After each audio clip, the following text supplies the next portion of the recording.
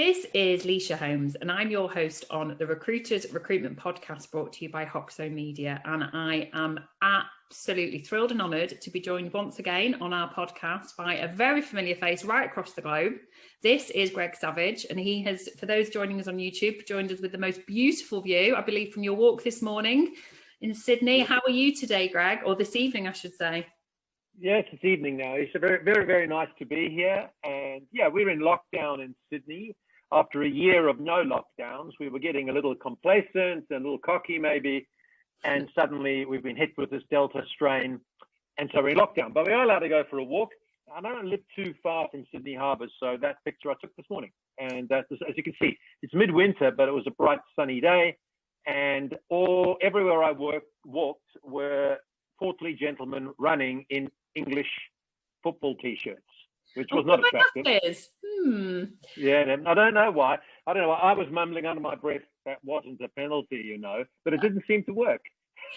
Absolutely. We're not going to be controversial about the England-Denmark game, guys. That's definitely for sure. But thank you. No, it's a good win. It's a good win and well done. And onwards and upwards England next week, whenever it is, soon, I imagine, next few days. Sunday, absolutely. And when we'll be sharing this after the event. We'll be sharing this the week after the event. So hopefully, as you're listening to this, England are indeed the champions of Europe. That's what we want, isn't it? We're all going to be cheering them indeed. up. Come on, Gareth. Well, I hope so. What a leader! It's been a long wait, but it'll be worthwhile. It'll be good. Certainly do that. Well, look, we wanted to get you back on the channel today because we truly have a global audience now, and your podcast that you did for us in 2020, which for us was right in the middle of our lockdown, was phenomenally successful. We had such brilliant feedback, and you are definitely somebody that we all aspire to listen to and learn from, and there's a number of things that we're going to talk about today. So I think what's been a stark difference in when we recorded last year with you is that we have firmly become a very talent short market. So I just want to hear from you, the expert on this. So what would you say to our listeners are the do's and don'ts of winning and retaining the best clients now we're in a job rich market? Because I'm very aware that you might be listening to this for the first time ever, maybe even thinking about turning business away. So what would you say are the do's and don'ts for the best clients of retaining and winning them? Well, it's a fascinating question, actually. And it's going to require, I think, Leisha, a complete mindset shift from recruiters on the talent and candidate side, of course, but on the client side. And actually, in all the many years that I've been in this business, lots of recessions, I don't think I've ever seen a time where there's a better chance to change the relationship we have with clients. And I really, maybe I'm too old to be on a bandwagon, but I always find myself getting excited about something. And it would be wonderful if recruiters took this opportunity, because we have the chance to change that transactional, master servant, resume racing, keyword spamming dynamic. We have a chance to change it. So I would actually encourage, I think the starting point, and I am going to give you some tech, but the starting point is mindset, and to change in our minds the definition of what is a client. We have bowed at the altar of clients for so long that anyone who wanted to give us a job, we chased after like a little dog chasing a bone on the beach. Now, I'm not suggesting we don't treat every client with respect, but we don't have to work with clients. You don't have to work with certain companies. And we need to walk away in a talent-tight market. Why would you work with companies who don't make it a fluid process to hire the best talent? Why would you hit yourself against a brick wall working with companies who haven't got with the program? And I'm talking about the fact that the big change that I think we can execute in this environment is we can become more consultative. And it's not going to suit all recruiters, because a lot of recruiters don't have the skills, right? They are transactional. They compete on speed and price. By the way, it's a slippery slope to recruiting hell, but people do. And I think if we can get more consultative and we can look, I encourage you, when you assess a client, look for a client in pain. It sounds somewhat sadistic. I don't mean physical pain, but a client in pain where they have a need and they're committed to hiring. That's the first thing. Don't work with tire kicking clients, who are comparing candidates to their own inside candidates, blah, blah, blah, all that stuff. And then work with clients who do take your advice. Yeah. Now, this is a twin-edged sword, right? You want clients to take your advice. You're going to have some and some good advice. But we've got good advice, because the candidate, we're going to talk about candidates shortly, I'm sure. The candidate market's changing and clients aren't altogether across that. So work with clients who will pay your fees, and you should put your margins up. I'll come back to that. Work with clients who take your advice, clients who respond in a timely manner, clients who have got a if not attractive, but at least a workable work from home policy, because candidates can pick and choose in terms of flexibility. And I'll say later, that's one of the number one things on candidates' hit list, so to speak. And so work with those who will respond, and you can never shut the door on anyone. That's probably a good truism of life, or maybe there are a few people who can shut the door on in life, but you don't have to shut the door on too many clients. Keep the door open, but be prepared to say to clients, look, Mr. Client, if we can't, for example, if a client said, right, we want the best candidates, but they've all got to work from the office 5 days a week. We've got clients in Australia saying that, notwithstanding that, and our guys are trying to say, when I say our guys, all the people I work with, we're trying to say, Mr. Client, that is actually contradiction. You will not get the best candidates if you have that stipulation, because they have choice. They have choice. And if clients don't take your advice, then don't work with them. Is my serious consideration. Keep the door open. They'll come round. Some will come round, and some, in hindsight, will see that your advice was good. It'll increase your credibility. Yeah. So other specific tips on your question about how to work. Take great job. A lot of recruiters. I was in London once, right? I've been there many, many times. Always to talk about recruitment, but you'll notice it coincides very closely with the rugby fixtures and the fixtures of West Ham United Football Club. But I was talking to a group of 80 recruiters in North London, in Islington, actually. I remember it well. And I said to them, I can't remember how I got here, but I said to them, so a client sends you an email, and attached to it is a 2-line sort of summary of a job. And the client says, help me fill this job. What's the first thing you'll do? And they looked at me as though I'd come from Australia, close enough maybe. And they were like, what do you mean? I said, what would you do? And they said, we'd look for candidates. And I said, well, you wouldn't do anything else between getting and they were like, no, it's speed. And I think there are recruiters with varying degrees of that view of the world, and taking a qualified job order is now pivotal. Yes. Because candidates have choice, and so you have to know exactly what the job can give and offer, so that you can sell it to the candidate, and so that ultimately they'll accept the job. Because we don't get paid for people getting offers, 99%. We get paid for people accepting jobs and staying there. So you've got to take a great job specification, qualify it, and that means advising the client on things like salary, flexibility, et cetera, et cetera. And we need to actually be a coach to our clients. Yeah. It sounds so alien to people about how they're going to get talent on board. And in your question that you sent me, which you didn't say out loud, you said, how can we avoid pissing our clients off? Well, my advice is once you've done everything that I've suggested, and if the client still won't come to the party, we'll allow them to be pissed off, and let them be both pissed off and with no staff. Yeah. That's the thing, but we say that, I don't think you say that to your client, but that's how it will be. So I think those are some things. Lisa, does that resonate with you over there? Yeah, definitely. And I think, there's the old adage, isn't there, that, making assumptions makes an ass out of you and me. And I think that when you've got a long-standing relationship, say, send us another one of those. Well, hang on a second, just stop and really understand what it is that you're going to be requiring this person to do.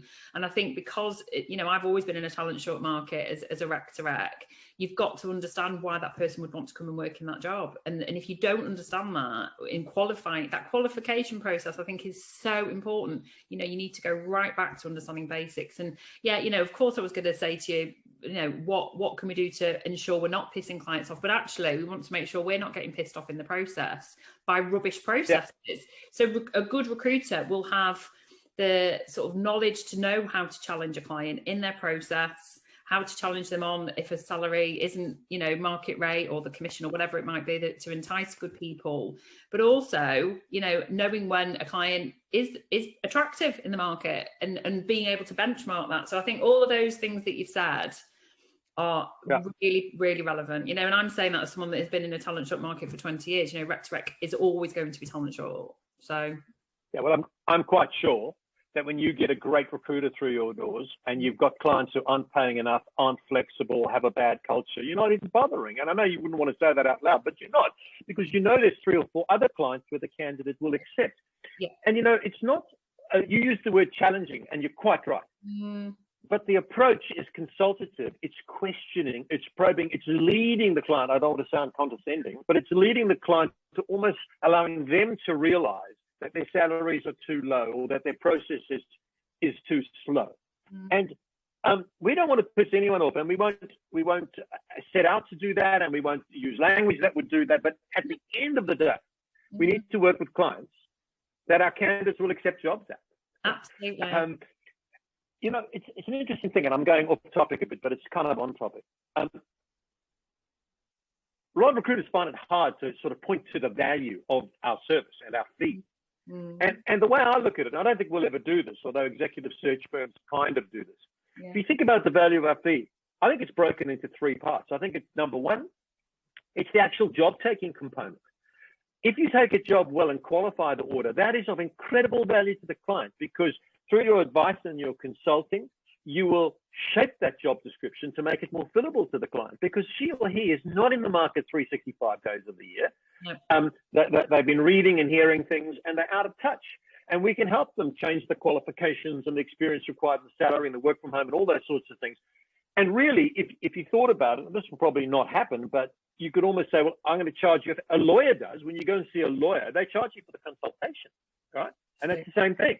Then the second part of our fee, where our value is finding candidates, right? And that involves all the things we do: the social media, the interviewing, the headhunting, the branding, the recommendations, our database, and many things. But then the third part is managing the process, which we're going to talk about today. You know, actually, since I've been in recruitment, many things have changed. But one of them is it all used to be about finding candidates. Finding people is not so hard. Connecting with them and managing them and bringing them to the hiring table and getting them to accept the job, that's where the value is. So in a sense, you can send your client, we could send a client 3 fees, you know, for those 3 parts of the job. And while I don't think that's going to happen anytime soon, it's important that recruiters see the value and understand what's important. And certainly the job. You've picked up on a really good point. And I was actually going to refer back to this about the mindset thing. I think changing people's perception of what a recruitment person actually does, in the same way a good lawyer will get you the best contract, a good doctor will get, you know, look after your body. We have got to change our mindset as recruiters, that we are not transactional beings. We are here to truly partner, and we are knowledgeable, and we are therefore, we should be rewarded and valued in a way that you would value a good lawyer or a good doctor or a good accountant. You know, we are not a transactional service. So I'm so pleased you brought that up. And I think, you know, while we're talking about mindset, there are significant changes to the candidate's mindset now, because post-COVID, recruiters will need to understand the mindset of those talent-short candidates. So what's changed from that point of view? Well, it's been huge, hasn't it? So it's been absolutely massive, as particularly when we contrast it to where we were, I don't know, 8, 12 months ago. In many ways, I rather facetiously call it the revenge of the candidates, because the boot is on their foot now, and they're making a few people pay. I don't think all candidates in the world have got together and had a meeting and said, let's make life tough for recruiters. But it has, in fact, there's been a big change. And I think, you know, candidates were cautious at first. I think we've been through that stage, and now they're much more confident. And I think a couple of things. They're very aware of the performance of their employer during COVID, and it's gone sort of binary. Either they are more loyal to their current employer because of how they were treated, or they are just biding their time to leave, regardless, because of the behavior of the employers, a lack of empathy, financial things, etc. So I think, whereas a year ago, no, not a year ago, prior COVID, you know, candidates were looking for salary and maybe a sexy brand and those sorts of things. They're always important, but now I think the 2 biggest things, and we've done research and talked about it a lot, is stability and flexibility. So they want to work for a company that's going to get through, know in the back of their minds COVID's not over. They know that some companies are still going to suffer, and they know some are going to rise to the top. So they want a stable organization, and they want flexibility. And so hesitancy is disappearing. They're spoiled for choice. And they're looking at things like how companies have adapted, how they've changed. Are they paying lip service to things like work from home? Have they installed the technology? Do their employers, do the management of those companies even know how to manage this new world of work? Yeah. People, candidates are looking for that. We've even had senior candidates saying, I want to see the financials of this company before I even go for an interview. Because they want to know. They want to know so much more. And of course, for recruiters, what it means is they've got to get much more engaged. And I think that's the big lesson, which will go on into a future question, is how recruiters need to change the way they deal with candidates. Couple of other things just before I wrap this up. Candidates are looking to be, it's fine to say work from home, but then if it's work from home, but I want you to check in every 5 minutes and I want the camera on and watch what you're doing, no. Candidates want to be treated with maturity. Absolutely. I mean, when I say candidates, we all do, right? We're just calling them candidates in the context of this conversation, but people want to be treated with maturity, with trust. There is a much more focus on a values alignment. And it's not just values around work. It's like, does a company have a sincere commitment to diversity, right? So in this country, that's quite an important thing. I'm sure it is in yours too. Does it have a good record on the environment? Whatever's important, these things are much more important. I mean, 20, 30 years ago, people would go and work for a cigarette company even though they hated smoking. They will not do that now. That's a bad example. It's like an extreme example. But I think that's really important for people. And recruiters, the message is recruiters have got to be so much better at understanding the true motivation of a candidate's job search, not the superficial, oh yeah, I'm looking for career advancement. What does it mean to you? It's something else to what it is to me. And anyway, it's probably not true. It's probably I want to work from home twice so I can coach my son's football team at 5 o'clock. Yeah. That's probably the most important thing. But a candidate's not going to volunteer that first off the bat, because, and I want recruiters to think about this. Everybody knows that an interview is a performance, right? And when we go for an interview, we put our best foot forward. It's quite legitimate to do that. And the candidate is going to say what they think is going to help them get an interview. Yeah. But a recruiter needs to dig in and find out what the real motivation is. Absolutely. So that you can get them to accept the job.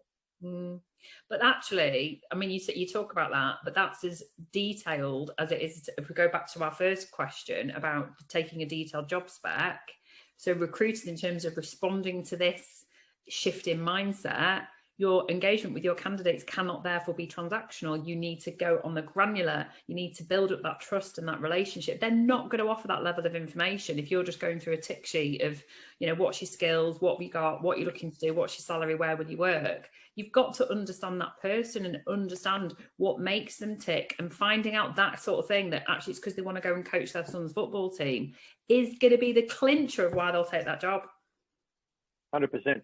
100%. And this was always true, that we needed to try and understand candidates' motivation. But in a pre-COVID world, some of the assumptions that recruiters made were half true. So they made a few placements, but not anymore. You're going to get so many offers turned down.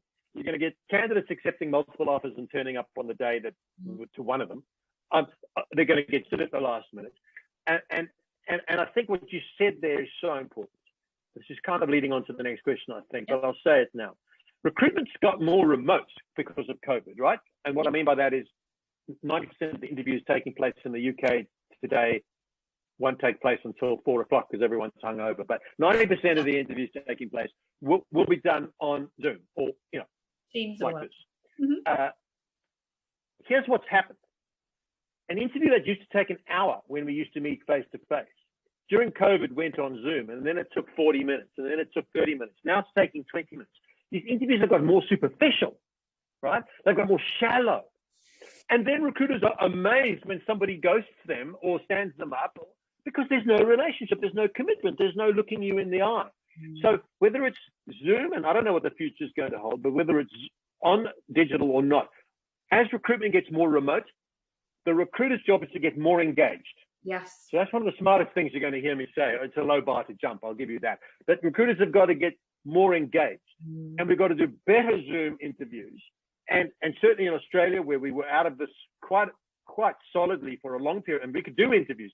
A lot of recruiters were not going to see their client, and they could, and they were not seeing their candidates face to face when they could, because they enjoyed being in their pajamas at home doing the interviews.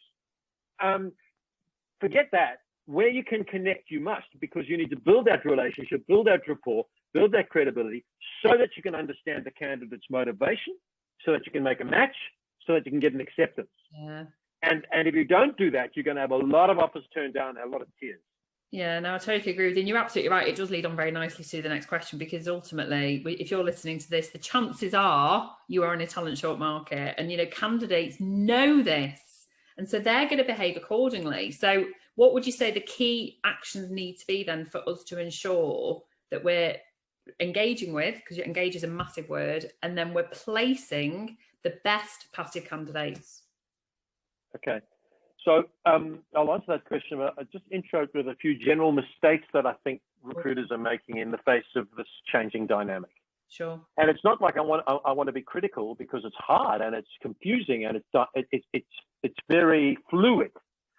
But recruiters many have lost control of the process because they've become more remote. Mm-hmm. So they're not really understanding where the candidates are up to. They're not building rapport.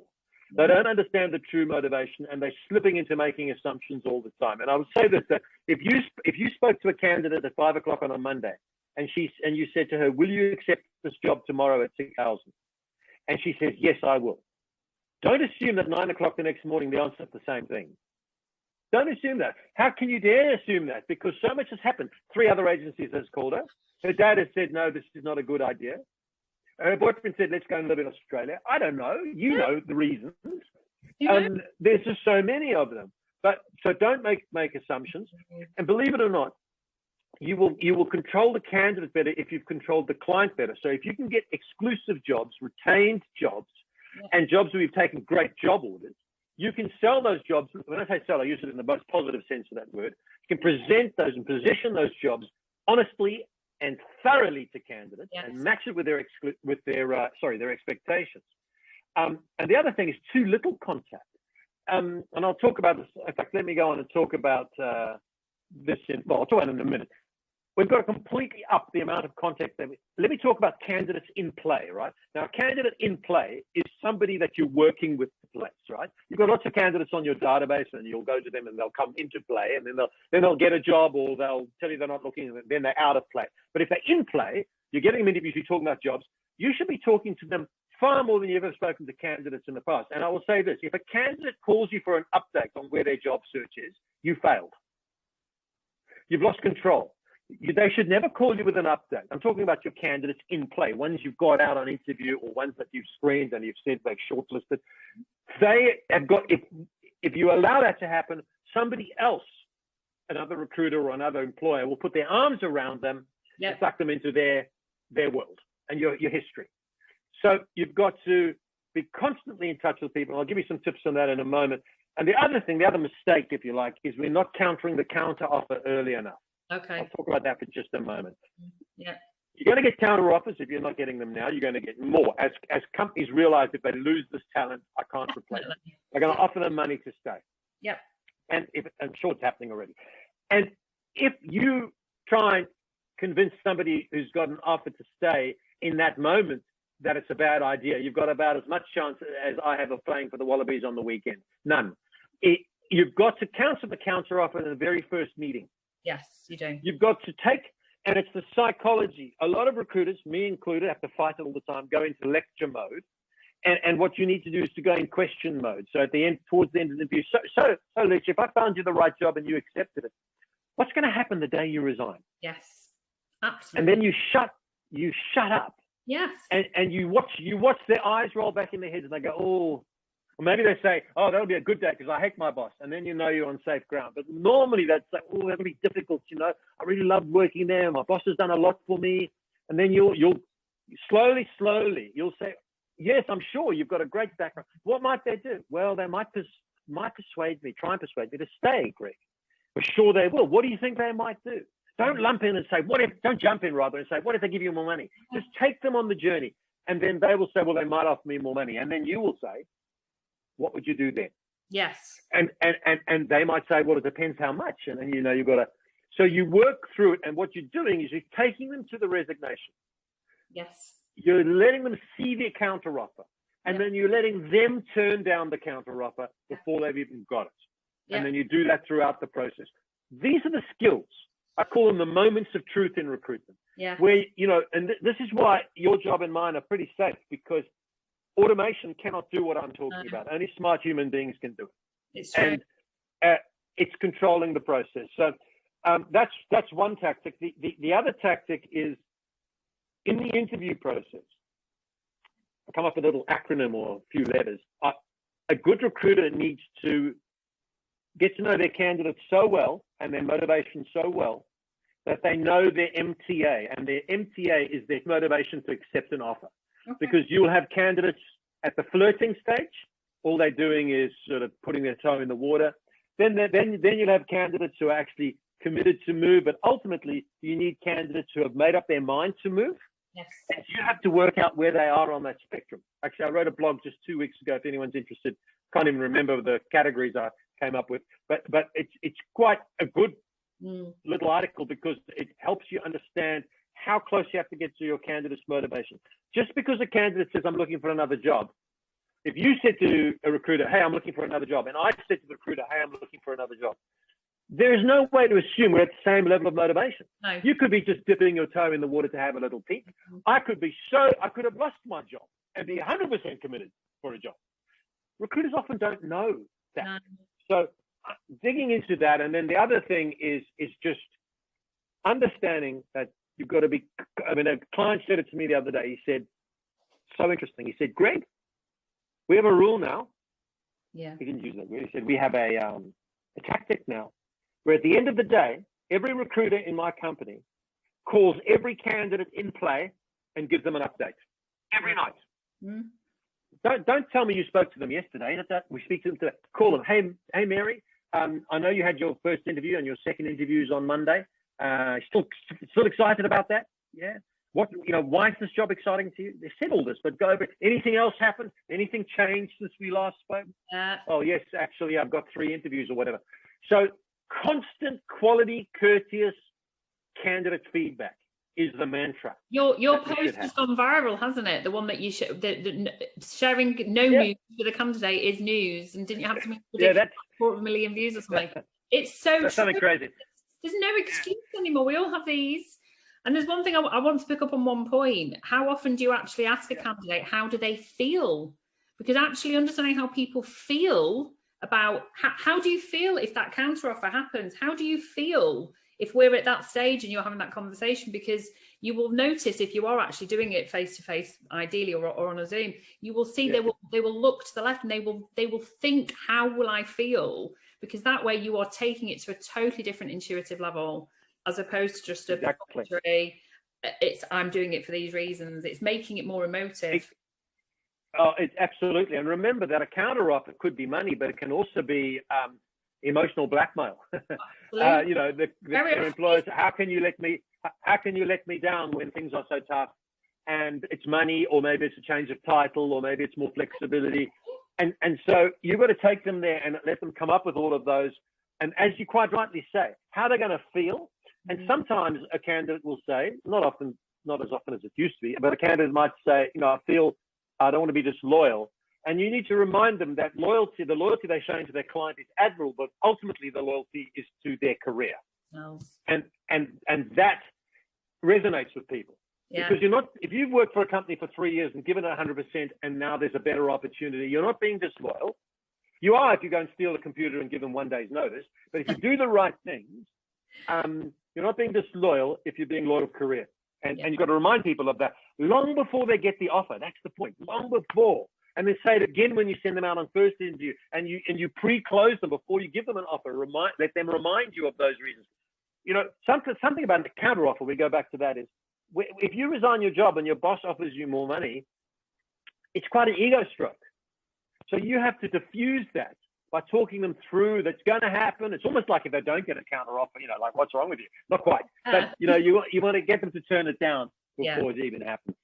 I think it's slowing it down, isn't it? And I think it's asking questions where you might get a no, and not being afraid to have those challenging questions at the early stages, as you would, again, flipping it back to the client. If you do it in a very detailed and thorough way, you're building trust with your candidate, and that candidate then is going to talk to you on a totally different level and open up to you. And the fact is, preparing them for that at the early stages, everything that you've said, you've literally walked and talked us through it. It's better to know at the start how that's going to play out than waiting right the way through an interview process and wasting everyone's time. It's just, everybody just needs to stop and think about how they're communicating to those candidates every single time and updating every single time, because things do change, Yeah, they do.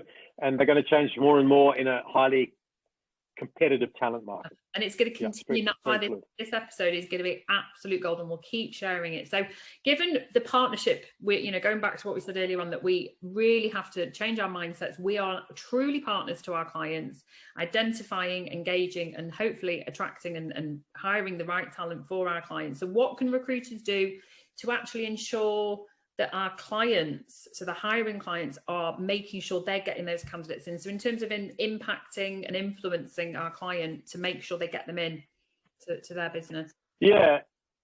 So I'll start maybe with a couple of general things and then get more specific. As I mentioned, taking better job orders, defining what quality business is. And this is a leadership issue as well. You've got to give people permission. We've been brought up that every job, let's have a go. Let's not have a go. Let's work on better quality. Let's get paid more often for the work we do. Let's move from filling 1 job out of 5 to filling 3 out of 4. Yes. Because we work with, in fact, instead of taking 20 jobs and filling 3, let's take 8 and fill 6. Yes. Making twice as much money and half as much stress. Yeah. I think the big word that's woven into this is the word commitment. And what I mean by that is, it's the recruiter's job to be credible enough, to ask smart enough questions, and to take the client on a journey in the relationship and in the job-taking process that the client gives the recruiter true commitment. And usually that's through exclusivity or a retainer, and giving them time to do quality work. Because the flip side of all the stuff we're saying about, if there was a recruiter sitting here listening to us, they'd go, it's easy for you guys. I've got so many candidates, I can't get back to them all. Well, it'll actually, and it sounds like sacrilege, it would be better if we were working with clients and less candidates and making. Yeah. If you get commitment, it is such an obvious thing, but our industry has grown so dysfunctional over the years that volume of orders was seen to be superior to quality of orders. And I would much rather work on 8 exclusive orders, and I'd fill 6 or 7, than work on 20 and fill 4. Yeah. And it's a dynamic cocktail, because it's the clients, but it's also recruiters not having, and today's not the day to talk about how to sell exclusivity, but the recruiters having the confidence to do that. But I would say recruiters have to hone their advisory skills, and they need to triage their job orders. And what I mean by that is the word triage means to prioritize. And if you're a recruiter working on 8, 9, 10 jobs, you mustn't put 1/10 of your time into those 10 jobs. You've got to work out which of those jobs have clients in pain, which of the jobs the clients are being flexible, reasonable, responsive, paying a good salary, which of the jobs are attractive to the candidate market, and put your effort into the 4 or 5. If you put your effort into 5, you'll fill 4. Yes. If you put your effort into 10, you'll fill 2. So you've got to think about the triage.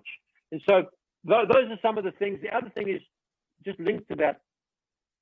What's a little bit different about post-COVID is in taking a job order is you've got to dig into how the client behaved during COVID, because if they, we have I won't mention the name, but we have a very big travel company in this country who suffered like all the other travel companies, but they behaved poorly with their staff. They paid them the very minimum. They gave them no warning. It was ugly. And then while they're not back to where they were, it's improved a lot. We can do a lot more travel than we could in our region. And no one wants to work for them. And there's choice. There's choice. So you've got to dig into that. You also need to understand the client's values and their culture. I know we say those things before, but we never really dug into those things. And candidates are going to want more. Candidates want to know if they're going to be safe at work around the virus itself.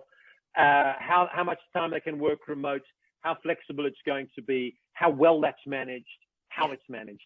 And so these are all things that you're going to need to build in. So again, I'll give you an example. If you're a recruiter who tomorrow starts talking to a candidate about a job, and then the candidate says, yeah, I love it. It's great. I'm interested, but I need to work at home 2 days a week. And you, the recruiter, say, oh, okay, I'll go and find out. That's poor recruiting. There's no finding out.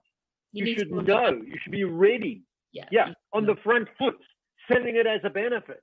They've already got home we live in. Everybody's working from home on a Monday and a Friday, whatever it might be. You already need to know that sort of information. Now you need to know that, definitely. And the client. So these are consultative skills. Yeah, no, definitely. Yeah. That's great. So, no, you touched on something earlier on that in your country, and it's definitely the case over here as well, that diversity and inclusion is a huge part of, I think a culture shift, and it leaders that are watching and listening to this will see this as a kind of, what else do we need to do to prioritize? Because of course we're here to make money, we're here to make profit, of course we are. But what else do you think leaders need to be thinking about to make them attractive to employees in a long-term basis, apart from focusing on revenue? Well, I will answer that, but I'll couch it in just what I think leaders should be focusing on overall. There is the very big risk, Alicia, that, we've been through a tough time, and, let's empathize. I'm on the board of 14 recruitment companies, and let me tell you, a year ago, I was talking people off ledges, almost. I had grown men and women crying. It was absolutely fucking diabolical. And, let's empathize with how tough it was. And I've had to actually say to a few recruiters who've said, during COVID, this, I said, there were people who were in owning your company who had the threat of losing their company and their house. Let's just have a bit of empathy for how hard it was for them. And you're complaining about the fact that they stopped giving you free coffee that month or whatever it was. Just be a bit kinder. So there is that. But the risk is that as the market improves, as it has, that owners of recruitment companies are going to be so delighted that the money's coming back in, that they'll go back and do everything the way they've done it before. And that'll be a tragedy. That'll be a tragedy, a mistake, and you'll get left behind. So it's now a time to slaughter sacred cows, to get rid of the stuff that wasn't good, and to embrace. And it's hard for people of some generations to do this. Embrace that some of the things that we saw as soft are just the way the world is, and it's not necessarily soft. It's just a new dynamic. Yes. So we've got to look at a range of things. First of all, if you believe anything I've said so far today, a leader of a recruitment company's got to make sure that he or she equips their consultants with consultative recruitment skills. Yes. You can't toss a transactional recruiter into the dynamic you and I have spoken about and expect them to rise to the top. They don't have the armory. No. They don't have the tools. So we need a lot of training and a lot of work, and give people the confidence to turn business down. And if you're going to have KPIs and other measurements, which by the way I think are good, I think they're good if they measure the right activities. Absolutely. So switch it up. So let's start measuring the stuff we're talking about, constant quality, outbound engagements, and all these sorts of things, because we know those things are going to drive. So that's a big shift for recruiters. It's not about how many jobs they got in. No. I mean, yeah, we want jobs, but what's the quality? And will candidates ever accept them? Your team could go and get 100,000 bloody recruitment consultant jobs tomorrow, but half of them wouldn't be fillable. Yeah, exactly. I mean, so there's that. Second thing is, or third, I don't know where I'm up to. Let's focus on quality work. I think a leader has got to set the example and start asking questions. Is this client cooperating? Are they going to pay our fee? If they're haggling us on fee in a candidate-type market, do we even want that system? No. Let's think about that. Smart thing to do is now to think about technology.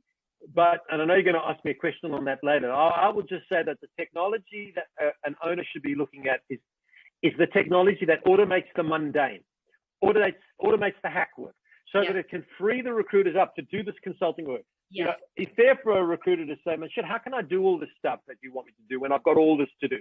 Yeah. Let's take away the hack work that adds no value. Let machines do that. Excellent. The other thing an owner should focus on is building annuity revenue. By that, I mean, don't go back and just build a permanent-only business. You know that perm is an unfaithful lover. That lover will leave you. and leave you high and dry, as it did in Corona, and it'll do it again, not for whatever the next reason is. So build annuity revenue and do it now. And maybe hire different styles of recruiters because of that consultative thing. I think the other thing they should focus on to help their recruiters is fresh, dynamic marketing. It's time to market again, but it needs to be clever. It needs to be targeted. It needs to be mostly social and digital, of course. And it needs to be around content and a range of things. We can talk about that another day. But the point is, as an owner of a recruitment company, just because jobs are coming in the door, the formula is not cracked, right? We actually need, most of our marketing should be aimed at quality candidates, for example. Yes. And then the final thing, I think it might be the final thing for the moment anyway, is, well, actually, I'll answer your direct question a bit better in a moment. But the other thing is I want to see an improvement on financial management. I like to see temp margins going up. You know, the job market, like the fruit market, so if there's a shortage of bananas, the price of bananas goes up. Absolutely. And maybe I shouldn't be comparing candidates to bananas, but if there's a shortage of candidates, then price goes up. We accept that in every, it happens to us every day. So to cut your margins or your fees in a candidate short market is bizarre. So walk away from clients who don't see that. And then with working with recruiters, I think recruiters want to work for employers who are empathetic, but empathetic and understanding that it's difficult. And a lot of my clients are having to get empathetic right now because they've got all their people at home and everything. But it's empathy with outcomes. We don't overshoot on the empathy side and forget that we're still in business. So it's empathy with outcomes. But I think what recruiters are looking for are good environments to work in, and plenty of my clients, and I think we are ahead of you, not when I say ahead, we've been out of Corona, notwithstanding we're back in it, but we've been out of it for a year. We've seen the work from home and something of a switching of the tide, where a lot of people want some time in the office. They get their social dynamic there. They get their training there. They get their learning there. They get their heartbeat of the agency. So I think you may have seen a blog I did with one of my clients. Actually, I'm an owner of the business as well. People to people who completely spent 350 grand refurbishing their office to make it just much more attractive to be at. And that has worked.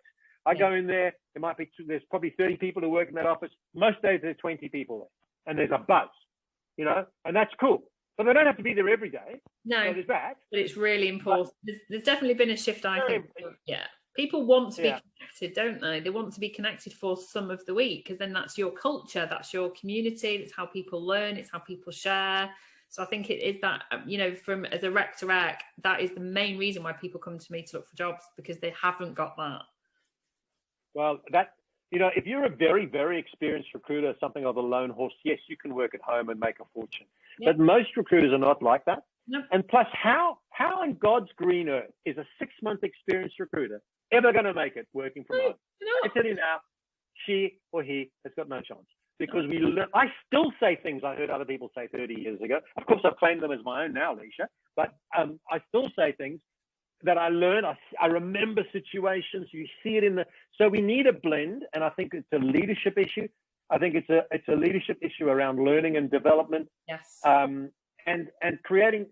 We've always talked about culture, but mostly when, let's be honest, mostly when people talk about a culture in a recruitment company, they talk about a drinking culture, a partying culture. And while when you're in your 20s and whatever, maybe in your 60s like me, you still have that culture, many other people look for more than that in a culture. They're looking for an ethos. Yes. They're looking for a values alignment. They're looking for a style. They're looking for learning. Yeah. And I think a lot of people have sat through COVID and reevaluated what's important to them. Yeah, I agree. Totally. I think values is a massive, massive thing. I just want to go back to a point, because it has led on to another question around marketing. You talk about the social side, and I think, a lot of recruiters, certainly new recruiters, it's just part and parcel, but, people maybe more old school like me have had to adapt And there's this blend, isn't there, between, you know, traditional skills, you know, speaking to clients, etc., and actually what we share through social media, LinkedIn particularly. So what would you say to recruiters who are listening to this to encourage them that they get the balance right and they don't spend all day scrolling on LinkedIn or listening to podcasts thinking, I'm learning, but actually doing everything they should be doing to enhance their brand as well as recruiting? Yeah. So if we're talking about, I'm just talking about a desk recruiter, right? Not an owner of a business, No. although it's the same for them or me. Mm. I think it's no longer a nice to have. I think it is an essential component for someone to build an online brand. Yes. I think it's no longer a luxury. I think old-fashioned cold calling and old-fashioned business development tactics like spamming stuff around are becoming increasingly less effective. Yes. And they don't show you in the light of the credible consultative recruiter that we want to be. So I think sometimes the concept of building a brand, first of all, some people think it sounds a bit wanky, and some other people feel it's just too hard. And who am I to build a brand? You've got to understand that your online brand starts with your offline brand. And your offline brand is the way you treat people. And all an online brand is going to do is amplify that for good or bad. If you are a shit recruiter, listen to me carefully, because this is very important. You can tell people. If you are a shit recruiter and you treat people badly, going on social and putting out some false facade will hurt you, because people will flame you, tackle you, and say that's bullshit. Yeah, it's true. But if you're a good recruiter who does good things, helps people out, returns phone calls, does the things that we've been speaking about, going online, amplify your brand, and it will become a magnet. Yes. You know, become a magnet. Mm-hmm. So first thing I'd say is 7 steps maybe. Take it seriously. If you think you're going to just chuck up a couple of comments every month and then count the likes and feel good, that's hopeless. Right? The analogy is like going to the gym. You can't go to the gym every day for a month and then say, job done. Yeah. Nor can you go to the gym one day out of 14 and say, I'm going to the gym. Both are hopeless. Yeah. If you're going to get results from exercise, it's 3-4 times a week forever. Yes. And that's the metaphor for building an online brand. You're active. Second point is you've got to allocate the time, but I don't think you weave it in to everything else you do, because it's a distraction. You know, for most recruiters, you're going to build your brand on LinkedIn. You might be in other forums or other platforms, depending on what your market is. But and it just needs half an hour at the beginning of the day, responding, putting out some content, sharing, connecting, maybe another 20 minutes after lunch, 20 minutes before you go home. So maybe it's an hour, and you might say, I don't have an hour. Well, let's spend less time screening irrelevant candidates off job boards, making mindless cold calls where we speak only to voicemails, and put the time into building a brand. Yes. Third point is play a long game. It's you're not going to get the return. I was actually saying this. You know, we had a industry conference here the other day, and reluctantly I went along for a while. And I was on a panel, and we're talking about this and someone said, but Greg, you know, it's easy for you to say because you have a big brand. And I'm like, mate, I write a blog every week for 13 years. Yeah, exactly. And I have put some every week for 13 years, and I have put stuff on LinkedIn 3 times a week for a decade. Not to mention all the other shit I do. Yeah. So I might have a brand that you now think is, but I didn't buy it. No. I didn't wake up one day and inherit it.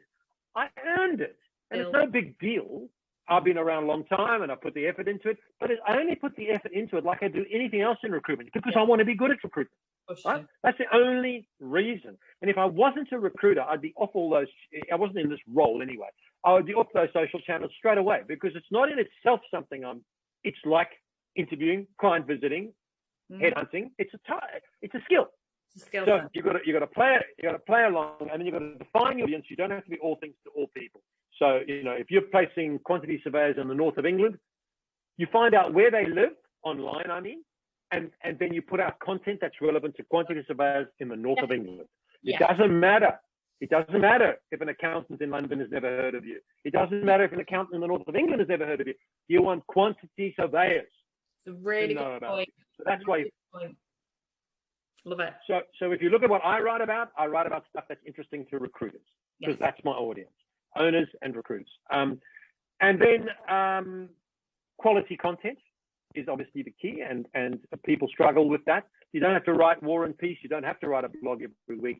But mostly a recruiter, if they just put out insights about what they see in the market, it could be as simple as, hey, some of my clients say they're desperate for staff, but they're taking so long in the process, they're losing the best people. That's an example of an insight. Yes. That could be a very interesting little paragraph on LinkedIn. And it just positions you as thoughtful, an expert. Yes. And then the final piece of the puzzle is you put out the content, but you engage. So if somebody likes or talks to you, you talk back. Yeah. And that's how you build relationships. So those, there is a blog somewhere in my blogs on this very topic. Yes. Take it seriously, allocate the time, target your audience, quality content and engagement. That's the short version. Well, you're the master, and I'm really pleased you picked up that point. I don't know if you know who the body coach is, Joe Wicks. He helped to transform me. He was a personal trainer from Surrey, and he built the Lean in 15 on Instagram, and he calls himself the overnight 10-year success story, because he's now a multimillionaire. You know, he's transformed millions of people's lives, including my own, for getting fit. And people think it just happened overnight. He said it took 10 years of every single day posting 15-second videos. So it's just, you know, be mindful of that. You can't build a brand overnight, but it's important to do all of those things, and you can work it into your day. And it's as important as doing a target list of who you want to speak to. So thank you for that. We touched on the technology topic earlier.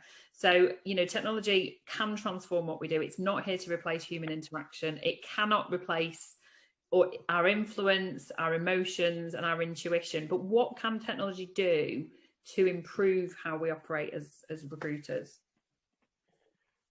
Well, I'll keep it sort of high level, because I'm not an expert in the minutiae of technology, but I do spend a lot of time in meetings talking about it, and I do get pitched a technology solution every week. And mostly those very, very smart people have missed the target because they're not addressing a problem in recruitment. They're addressing something they think is a problem, and mostly it's just screening candidates, which is not the hard part of recruitment. You don't need help on that. It's going to be automated to a degree. So I think the big picture is to understand that anything that can be predicted can be automated. So I think we, as an owner of a recruitment company, you should not fight it. You should go with it. Automate the part of the job that frees your consultant up to do that part of the job that only human beings can do. Yeah. That's another smart thing. I shouldn't say smart, but a worthwhile thing thinking about. We actually want to free consultants up so that they can make those calls, ask those questions, take better job orders, get closer to candidates, do 1 hour, time's not important, but do thorough interviews, understand the motivation. So you don't have them doing endless jobs that hack work that technology can do, because the differentiator in recruitment, agency recruitment, is influencing skills, handling those sophisticated moments of truth, which machines can't. Now, when they've got a machine that can counter a counter offer, then you and I will be out of a job. It's not coming anytime soon, though, because it's a nuanced, influencing conversation over a period of time. Yeah. So I know it's confusing for owners of recruit and for me, because there's so many new technologies and some look good and they don't deliver on their promise. But always ask yourself these questions. Is this going to take away hack work, that extra time I get my recruiters? So I'll tell you a story. So one of People to People, a company that I founded along with other people, and this big organization now, it's like got 120 staff or what have you. They introduced a chatbot on their webpage. So you could choose. They made it very, very candidate friendly. You could choose to speak to a recruiter, or you could talk to the chatbot. Here's the shock. Most people wanted to speak to the chatbot. It's interesting at first. And you could ask the chatbot just simple questions. Is this job in Brisbane? Is it paying 60,000? Do I need a double degree? Whatever. And then the candidate could then self-select out or ask to go and talk to a recruiter. And the recruiter would know that the person already got through these 5 or 6 hurdles. It saved a lot of time. It's like the CEO said at a board meeting, they've got 6 offices or 7 offices. We have saved, can't remember the number, I'm going to make it up, 250 hours a week in consultant time. And everyone clapped. And then there's Greg. I said, that's great. what have those consultants done with that extra 250 hours? And there was dead silence, right? And of course, then I said, that's the important thing. The technology there is to free up the recruiters. And then now let's say to the consultants, you've got 250 hours extra, and let's manage it to get more engaged with people. Absolutely. To return. So that's the first thing. Second thing is, don't implement any technology, no matter how much money it saves you and how much efficiency it gives you, if it harms the candidate experience. No technology should be implemented unless the question has been asked, does this make it better for candidates? Yeah. You try and phone an insurance company or a fucking airline, and they've got all the whiz-bang technology, but you can't get what you want. No, it's a terrible. And I end up hating those companies. Yeah. Sorry. Really important point, and I totally agree with everything you said there. Yeah. So anyway, that's my summary of the technology at a broad level. And for the people listening to this, for an owner, you've got to put your effort into understanding and investing in those technologies with those riders. And for a recruiter, use the technology. A lot of recruiters don't use the technology, and it's not all their fault, because sometimes people, so often, like with technology and also online training stuff that people buy, the owner says, "Here, guys, I've bought this. That should help you," and then never talks about it again, and then wonders a year later why we don't use it. It's got to be woven into the fabric of the type of company we are, and we've got to believe in it. Yeah. It's no use buying technology that's just there as a window dressing. We need to use good stuff. Yeah, it's very, very important. Well, look, I've arrived at my penultimate question, and no one could have predicted COVID. Oh wait, hang on, you did. In your book, The Savage Truth, I didn't. Predicted a worldwide pandemic. So, let's get a crystal ball out. What should we be mindful of coming forward in terms of future-proofing ourselves? What would you say your top sort of things are to be mindful of, Mr. Fortune? Well, thank you for reading my book. Oh, it's an amazing book. If you haven't already read it, you have to read this book. Yeah. I've been looking for 23 years and I still learn from it. It's good to hear. I didn't predict COVID. I predicted a recession. I did predict a recession, which wasn't that smart because we were due one. So I can't take any real credit for that. In terms of the future and predicting it, I think we're in for notwithstanding these challenges around flare-up COVID. I think we're in recruitment for 2 or 3 very, very good years. Mm-hmm. But if you step back from that, I think the thing we've got to not do is get slow and ponderous and stuck in our ways like we did. We had a boom from what we call the GFC, which was that 2009 Lehman Brothers downturn. If you've been in recruitment 23 years, you will know how bad that was. In the UK, it was disastrous. Terrible. I owned a business in the UK at that time, so as well as other places. So I know how our revenues like halved or more. But after that, up until 2020, we had a 10-year golden run in this industry. Yeah. It was a boom, and we got complacent and we got sluggish. And we took shortcuts, and so I'm not going to predict what might happen. But what I would say is this: you need to prepare yourself for change because it will come. Who would have predicted COVID? I didn't actually. I predicted a recession. I didn't know it would be like this, and we don't know what's around the corner. So to be nimble, to have a mindset of constant learning, to be adaptable, is critical. And we mustn't, even if we make nice profits for the next 2 or 3 years. And it was quite interesting, actually. One thing I will give myself some credit for is when I was writing that book and I said we're going to have a recession, I was obviously dealing with that in real life. On my board meetings, I was saying these very words, and it used to just silence the room, and they'd look at me like, what is wrong with this guy? I said, if our permanent revenue dropped 50% and our temporary revenue dropped, GP dropped 25%, would we survive? And they'd look at me and they'd go, well, why are you asking that question? I said, and then I'd say, it's going to happen. How do you know? I said, because it's happened 6 times before in my career and we're due it. And then they get irritated and I'd say, what would happen? Could we survive? And then we'd do like a war game. And actually, all my clients had been through that in the year prior to COVID. And frankly, it helped them a lot. Definitely. I didn't know it was going to be COVID, but we had contingency plans. So let's have contingency plans. Stay nimble, build annuity revenue. By that, I mean build a contract and temporary desk so that you don't rely on. I love perm. Don't get me wrong. It's juicy, it's sexy, it's profitable, but it's unfaithful. It will leave you. Whereas your contract desk is much more stable. Yes. And focus on quality in everything, the quality of your processes, the quality of your recruiters. I mean, look how many recruiters got fired when COVID came along, and they're all with either recent or the transactional ones. It's only the ones that had relationships and had quality relationships that survived. Correct. So let's get to that, and let's work with quality employers and work with quality candidates. And it won't protect us against everything, but it'll make us much stronger and resilient to the challenges. Love it. Yeah. Brilliant advice. So before we finish, you've got the Savage Recruitment Academy, which we're going to be sharing with all of our audience. So do you want to tell us about that? Yes.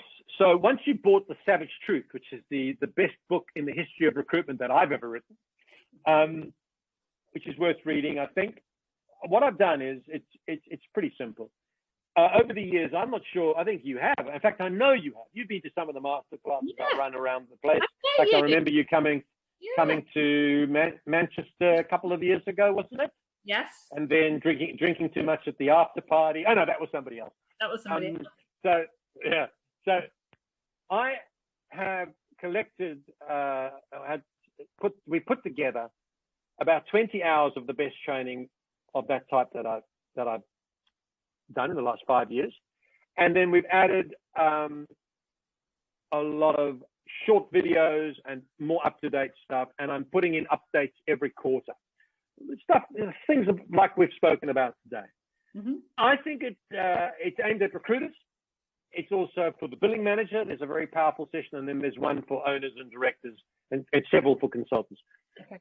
I don't see it as the solution to any recruitment company's training needs. I don't think anything online is. But I think it's a wonderful platform of very direct commercial recruitment consulting advice. And I think recruitment companies will benefit from it to put new people through, but also more experienced people. You can use it individually. You can also use it as a group, show a module, discuss, etc. It's a great resource to have, I believe. But it's not the solution to all your training needs. It's just a component to it. And what we've done is we're putting out as a subscription, and it's really quite modestly done. I don't remember, but if you've got under 10 people, it might be.